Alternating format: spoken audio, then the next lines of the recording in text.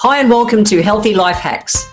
I'm Jennifer Jefferies, the present-day wise woman, a realistic naturopath coming to you from the surfing beaches of Australia. This podcast is for those of you who are wanting to really rock your life and health and live from a place of prevention. Let's get into today's episode. If toxins don't come out through our poos and pees, they come out of our skin. As a naturopath of more than 3 decades, I've worked so much with people with skin conditions, things like psoriasis, eczema, dermatitis, all those kind of skin sensitivities. And what I know is that poor assimilation and elimination can contribute wildly to skin issues. So things like psoriasis, eczema, dermatitis, they're experienced by millions of people worldwide. They say about 2% of the population. However, what I've worked with in clinic, I've seen, wild numbers compared to that. What I know is that there's always a physical and an emotional influence. So I want to talk about that kind of thing today and how psoriasis, eczema, dermatitis, they're same, but different, whether they're red and inflamed, whether they're dry and scaly, they each have their own triggers. And understanding the influences internally and externally that are playing a part is really important as a way to be able to manage what's going on. So let's go. So let's talk about psoriasis first. So what a lot of people don't realize is that we actually shed our skin about every month, about every 28, 30 days. If you ever want to shake your sheets, you'll see the little skin flakes floating around in the atmosphere. So we're shedding constantly. And what seems to happen for some reason in some people with something like a psoriasis is their body tries to shed too much too fast, and you get a buildup, and you can get a buildup in scale. Now, it'll vary from different people, and the normal in the way it spreads and the way it shows up.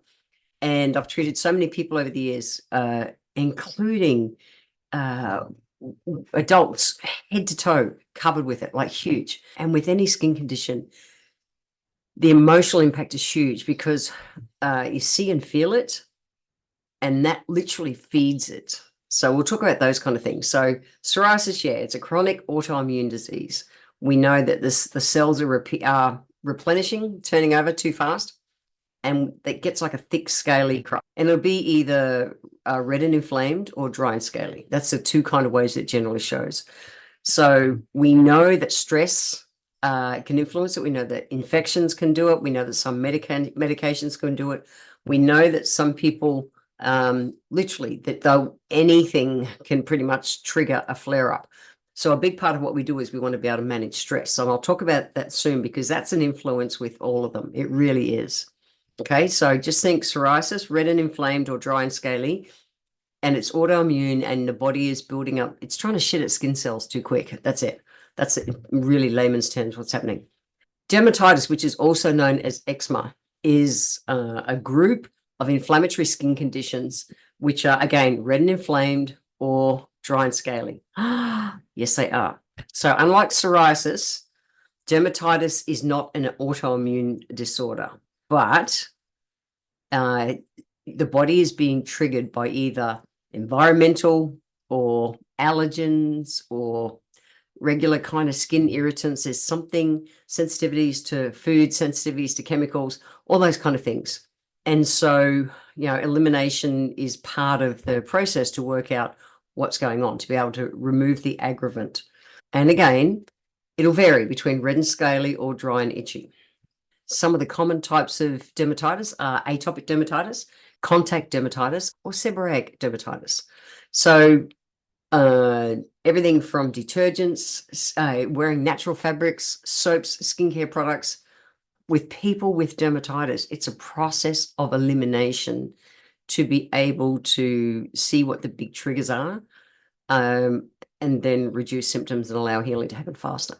Eczema is classically a subtype of dermatitis, all right? And it'll be either dry and scaly or red and inflamed. And it affects all ages, So again, like dermatitis, it's not an autoimmune. However, it is an immune system dysfunction, and environmental or the external kind of triggers, again, can influence it exactly the same as dermatitis. So managing eczema usually is find the triggers, be they foods, allergens, environmental factors, whatever, eliminate. So it's a real elimination test and measure, see what responds, to be able to manage and get it to settle down. So I want to explain this a bit more, because it's just like, what? They all mean the same thing. They kind of do. I remember a client when I was in clinic. She was a woman back in those days, because I'm going back over 30 years.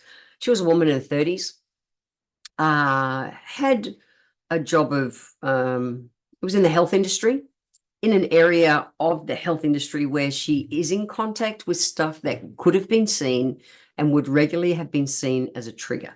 Now, I remember one day she walked into my aromatherapy shop, and she was covered head to toe. I mean, head to toe. There wasn't a millimeter of a knot that had this red, inflamed, swollen, angry dermatitis happening. Now, when she walked in, she had bandages and things over everything, because it was like a lot of weeping kind of wounds. And I'll always remember it, because I watched, you think where your ankle is, where your foot joins your leg. Her skin was so full and tight. As she walked, I watched the skin across her ankle, the front of her ankle, split. Incredible pain, incredible, like, just horrible. She couldn't work properly. She'd take time off work. That wouldn't necessarily make it get better. But we noticed, in clinic, I was doing all the normal kind of things. So I was supporting digestive system. I was supporting her stress. I was supporting all of her body systems. Topically, I was using different blends, and I'll give you a couple of blends at the moment, in a moment, of essential oils that you can, or some aromatherapy that you can apply to help to settle it. But I was doing everything that I knew, and we could clear it up. Like, seriously, we could clear this thing up. That it was almost like within a month, there wouldn't even be a sign that she'd ever had it. Her skin would heal so well. And then overnight it would come back. So I knew there had to be an emotional trigger. So in my work, as a naturopath, I worked with kinesiology as well. So naturopaths, we talk about the triangle of health. To get sick of any description, there has to be 3 things happening in a negative state. First one is your attitudes and beliefs. Now, with skin conditions, beliefs, there's a looping that happens, because we've got all the evidence together that our skin has been crap for however long. The stress of that and the belief of that creates an expectation that feeds those kind of skin conditions. So that's a tough one to do anything with. Then we've got the physical. We've got that physical thing, like literally the skin's inflamed, nasty, horrible. But then we've got our emotional stress. And so if the emotional stress is amped up, all 3 points of the triangle fit into a negative state, the thing will flare up. It's just the way it is. So the physical thing, in the skin kind of conditions, is the whatever that, whether it's a soap or a cleanser or a bit of some washing powder or an environmental toxin or whatever. In this case, she worked in the medical profession, so she was in contact with not a lot of chemicals, but a lot of chemicals, enough. Anyway, we started really working through this, and we worked out that the pattern of her skin condition was, I would do everything to get it to work really well. She was married to a military person, and that military person would go off and play war and then come home. So go away for 1, 2, 3 months at a time, come back, go away, come back. When she was home alone in her own relaxed environment, her skin would heal. The impact of the partner being home just literally got under her skin, and it would get so red, so angry. And it was really the worst case I had ever seen. So we identified what was going on. And through all of that, she eventually decided to leave her partner, our husband. And because she was working on what where and what the emotions were, and that's all her choice. If you're listening to this, you don't have to leave your partner. There were circumstances made that she chose to do that, and circumstances, reasons. And so when she did, I remember seeing her within a month of it, that she came back into my clinic. After we'd, done some treatment, she'd made a decision, blah, blah, blah. We're still doing everything, internally, digestion, all those kind of things. And again, there was not a mark on her body to even show that she'd had it. Now, that's remarkable. Interesting, a couple of months later, she started dating again. And she started on her wedding ring finger to get an irritation. Now, what's common with a lot of this kind of stress-fed dermatitis-y eczema, it'll be like an insane itch with a little red kind of pimple-like feeling on the skin. When you scratch it, clear lymph comes out. And then it's gone from that red and inflamed, insanely itchy.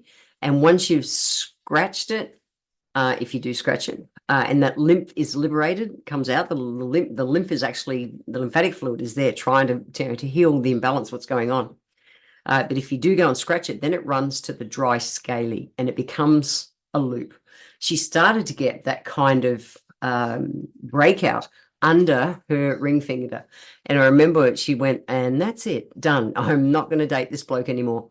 Because she realized the emotional stress of the dating at that time in her life, her body wasn't in a place to be able to cope with it completely. And so, she chose to step away from that. So it's interesting with skin. Have you ever wondered how your life could have been different if you'd had access to this type of content at a younger age? Look, this is why I need your help. I'm working to build the #1 platform that gives real and easy to integrate healthy life hacks and mindset to help you get well and stay well. This show only grows by word of mouth and new subscribers. It would mean the world to me if you could click the subscribe button right now, leave a 5-star written review, or drop a comment below. Share this episode with a friend and I would be forever grateful. Now, let's get back to this week's episode.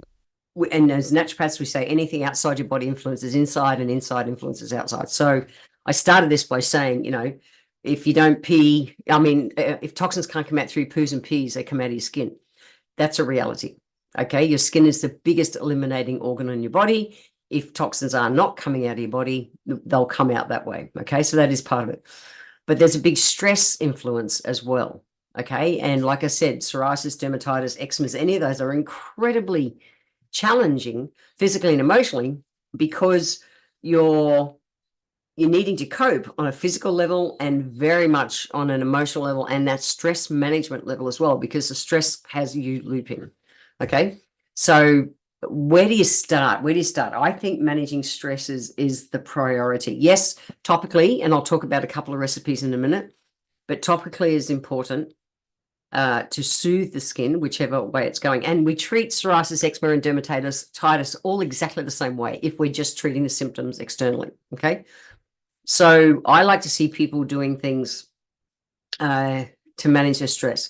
So first off, adaptogen herbs. Adaptogens, I talk about them on so many podcasts. Adaptogens are a class of herbs that help your body adapt to stress, okay? We never use like one herb on its own. We'll always use like a combination of herbs. So that's one. Getting adequate sleep at night is essential. You know how you deal with life if you get a good night's sleep. NSDR, non-sleep deep rest. So meditation, 5 minutes a day, even 5 minutes a day will make a difference. We've got to get your body out of that alarm state because it absolutely keeps the skin looping. Okay. If I think about from the aromatherapy world, I have a couple of blends that I use. They're on my website. You can find them, but my chill out blend. So it's got essential oils like orange, lime, and ylang ylang. It's a simple blend, but it just literally exactly that helps you to just chill. Versus my Serenity blend, which is a combination of frankincense, geranium, lavender. Lavender even on its own helps to balance out cortisol, the stress hormone, and ylang ylang.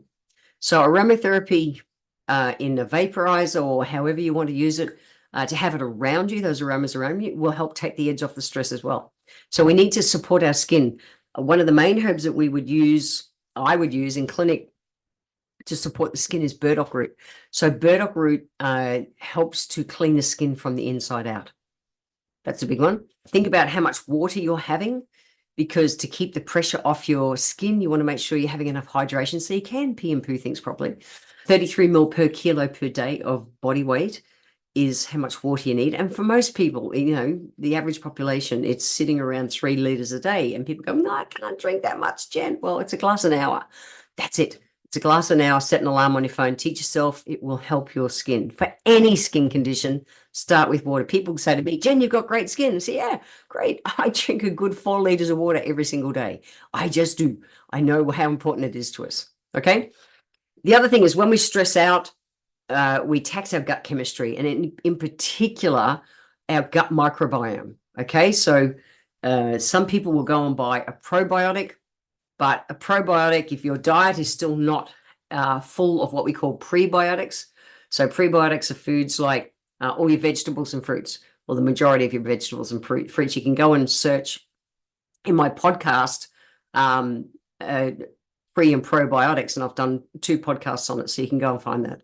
But if you taking a probiotic, you buy in the supermarket or something, or the health food shop, and you're still not eating enough of your foods, like some of my favorites, a green kiwi fruit is just so good. It's coming into mango season in Australia here. Mango is a great fiber, prebiotic fiber. Your pungents, your onions and garlics and leeks, gingers, all those kind of pungents are really good. But it's basically, the good fibrous vegetables and fruit are prebiotics, which help your body then have the probiotics. So probiotics are your fermented foods, your sauerkrauts, your misos, your kimchis, tempehs, things like that.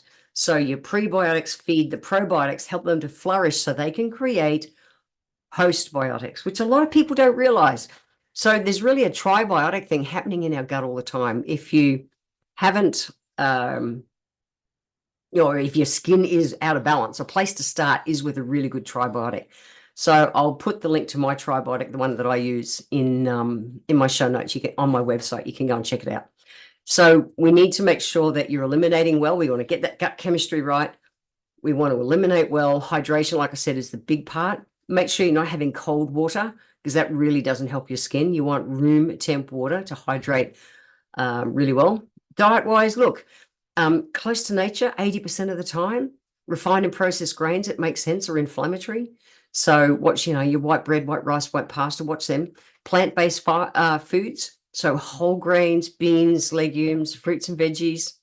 Oily fish, you want to get your omega-3 essential fatty acids, so sardines, omega-3s like flaxseed oil.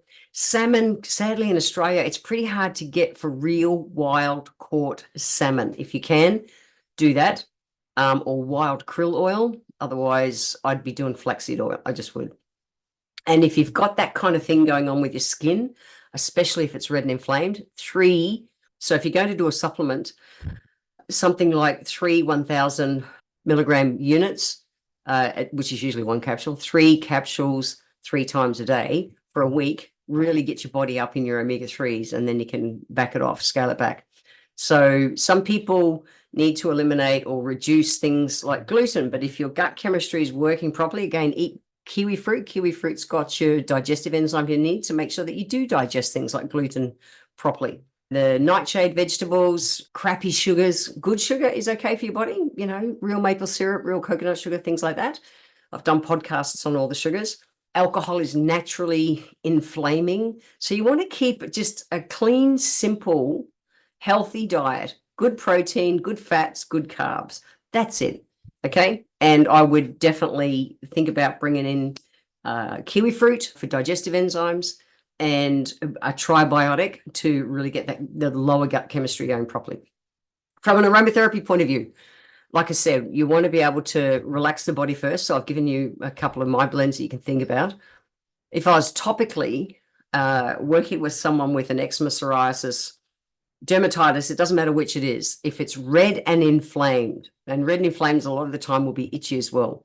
Okay, I use essential oils because so many people are into aromatherapy nowadays. So I do not make blends for this. I'm not in clinic anymore, but track down a practitioner, they can help you. But essential oils like German chamomile, it's an anti-inflammatory. Blue tansy, blue cypress, they're really good anti-inflammatories. The Australian rosewood is a really good anti-inflammatory. Tasmanian lavender essential oil, any of those. The essential oil of lavender that comes from Tasmania is much better for skin things. And you would dilute it down into a base oil, because you've got to dilute them down, something about, or generally about a 1% dilution. So that would be about 10 to 15 drops in 50 grams or 50 mils of a carrier base. So a carrier is the vegetable fat that you use to carry the essential oils to dilute. Yeah, the essential oils must be diluted to put on your skin. Okay. So in this case, something like jojoba is a neutral. Jojoba is actually a liquid wax. It's a great neutral for any kind of skin conditions. I love it. My face oil that I use every day, I definitely use jojoba in that. I just love jojoba oil. It's great. But then something like a hemp oil. Hemp oil is rich in omega-3s. Rosehip oil, rich in omega-3s. You would just dilute down. So if you go to the show notes on my website, jenniferjefferies.com, you'll be able to see a couple of recipes that I'm giving you here. So that's if it's red and inflamed. Imagine you want the cool blue essential oils to soothe. Okay. Now you're still going to be doing all the internal stuff as well. And then if it's dry and scaly, I would use essential oils like frankincense, rose, palmarosa, again, the blue chamomile, lavender. And I would use still a jojoba base, but I would bring in something a bit more skin healing, like a calendula oil, something like that. I would do that. So the bottom line is, don't just treat psoriasis, eczema, dermatitis, skin conditions externally. They're coming from the inside. For some reason, your body's out of whack. Stress is always going to be an influence. You need to break that stress loop that's got you. Whenever you see and feel your skin, you're looping, and that stress raises the inflammation and the acidity, which then feeds the skin condition.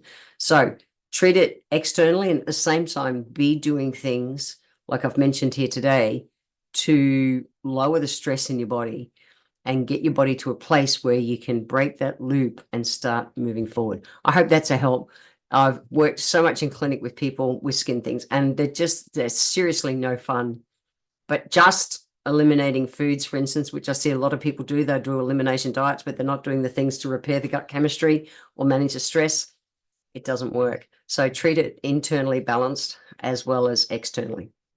I want to thank you for being here today. If you enjoyed my podcast, please let me know by leaving a review on Apple Podcast. Every month, I draw one lucky person who leaves a review, have a free 1-hour consultation with me. Be sure to subscribe to the show wherever you're tuning in from so that you always catch the next episode.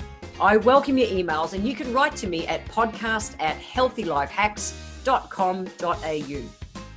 Until next time, remember, when it comes to life, live it, love it, and get on with it.